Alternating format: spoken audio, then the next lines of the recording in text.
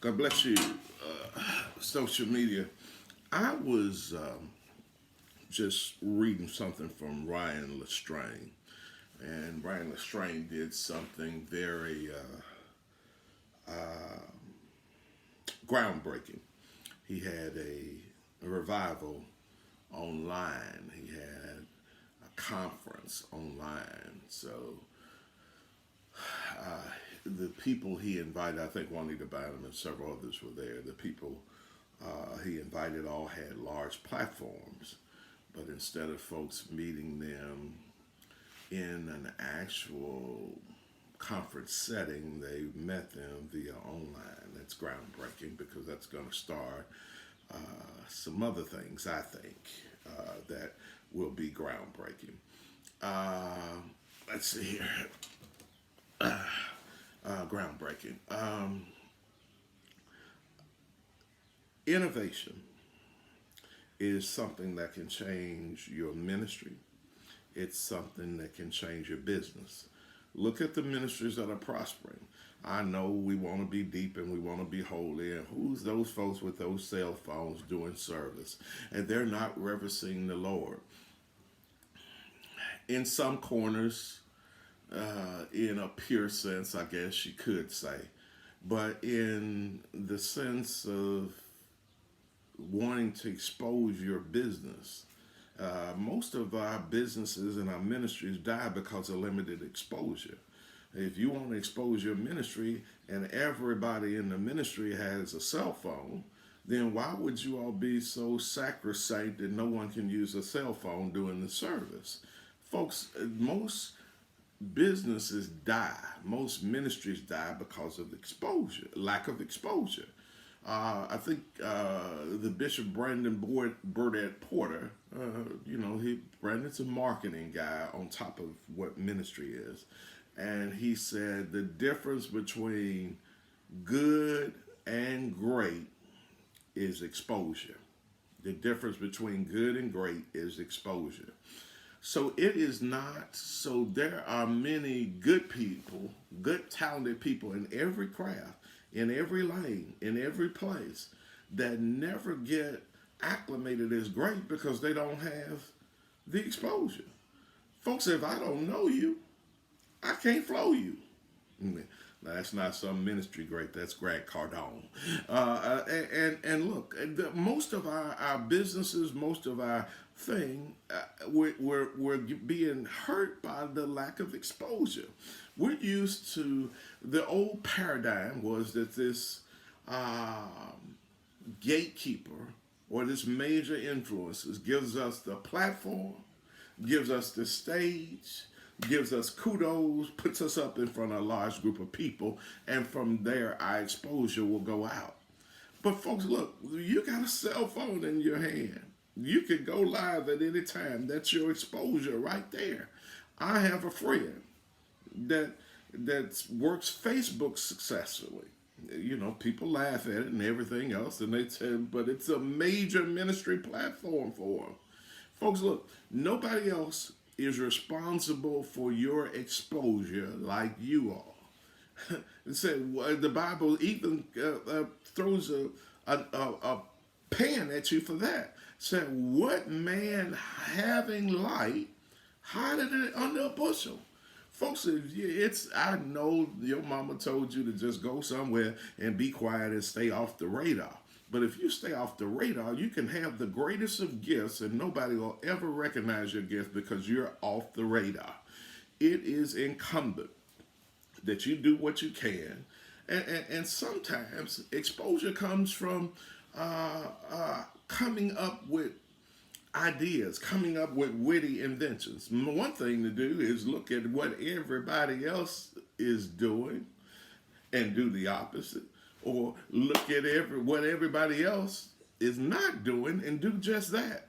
Folks, your exposure has been limited because you haven't put the passion behind making yourself exposed. Folks, look, if you know that you put in the time, the grit, the grind, you know that you put hard work in mastering your craft. Why would you keep that a silent thing? Why would you keep that an unknown thing? I had a discussion with the late Bishop G.E. Patterson. He's in the room. I'm in the room. Door closed. I'm sitting with this great in ministry. He's going over things, and while he's opening his mail, he was opening up bills, and I know the TV bill that during that season at Temple Delivers, the Bountiful Blessings TV bill was about 100 on a 5-week month. It was about $130,000 a month. I know it went up to $26,000 a week. So on a 5-week month, that's $130,000 a month. So when he's opening those bills, but he told me something, and I don't believe that he just told me a lie because it was heartfelt. We were talking one-on-one. He said, Smith, I'll sell all these buildings. He said, I'll give up every location. He said, but I'm never coming off of television. I noted that down. I remember that. Now you got to think, you got to remember, that's fine for the small preacher to say, but you got a guy here that's got 5,000-6,000 people coming every month, and he said he'd give it all up for television. So folks, look, exposure. I'm not saying that TV makes you rich, but TV will give you exposure. I'm telling you that it's up to you to give your own self exposure. Look at the churches that are exciting. With the millennials, you got to have an online strategy. Folks, if y'all just get holy and in sackcloth every day and nobody ever goes online and we just gonna be the holy ones, ain't nobody coming. They're going to want to see your website. They're going to expect that you stream. They're going to expect that somebody's going live from your place. So, but the benefit of going live is you can reach people that 20 years ago you would never reach. You wouldn't have the resources. You wouldn't have the funds to do it. Folks, look, some of us are local. Our local can go global just from these cell phones. Folks, look, if you're afraid to put yourself out there, if you're afraid to show what your skill set is, you've been thinking that you've been world class for years. So why don't you show the world that you're all that you think? I'm telling you that many of the problems that you're having in your project, your upstart, your business, your ministry is because of limited exposure. Grant Cardone again, if I don't know you, I can't flow you. So your thing is to get known. And to get known, there are so many places to get known. Folks, if you spend half of your time coming up with strategies, and sometimes it's not actually doing the inverse of what the marketplace is doing, but you look at those that are winning in the marketplace and emulate. I'm not saying that you got to rob and steal, but put your spin on it. Folks, look, there are exciting churches in Memphis. I'll tell you, Citadel of Deliverance, Bishop Linwood Dillon has a good mantra because they're young people and everybody has their cell phones out.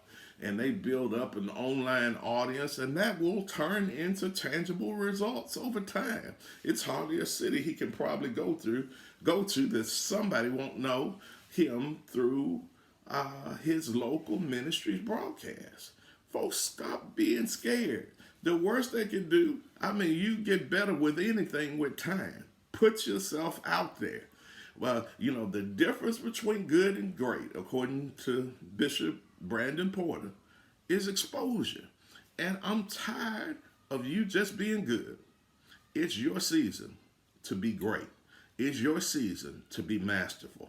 It's your season to be wonderful. It's your season to take your life to a new place. And I'm telling you, there are dangers of most limited exposure. When you have lack of exposure, the projects, they dry up, they die. Folks, the difference between your business being a normal business and a great business is exposure. You got to put yourself out there. It's a faith thing. Never launch a ministry without faith.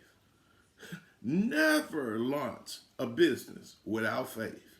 Never launch anything that you want to be great unless you have faith to launch out into the deep, to go where you haven't gone before, to do what you haven't done, to believe, to step out on nothing and believe something's there.